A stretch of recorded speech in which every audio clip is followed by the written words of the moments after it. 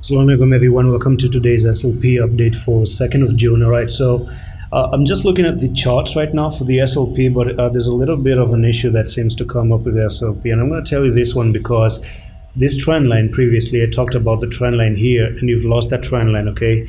So that's not a very good situation right now. So let's remove the charts, previous drawings right there. And what I do see instead is a potential parallel channels trying to form up for SLP here.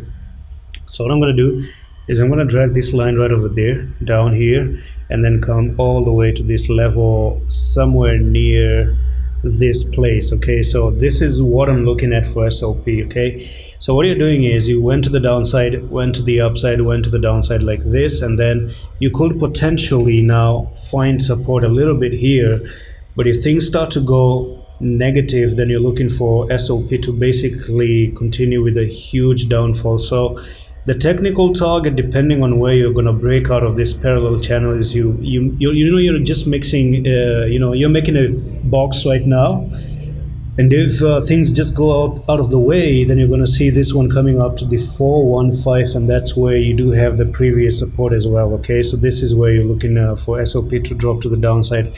So it seems like you only are trading in between here. So look at this. Previously, you had the trend line, got lost, okay? In here, you had the trend line like this, it got lost.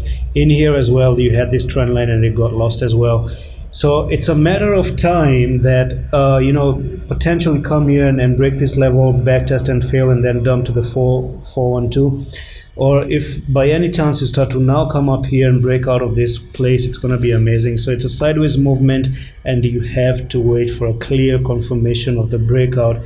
And that's all for this update, guys. And let's see what it does, guys. But I don't think it's not a good sign, okay? It's not really a good sign at all. Especially heading into the weekends as well. And that's it for today's update. I'm going to see you with the next one. Allah Hafiz.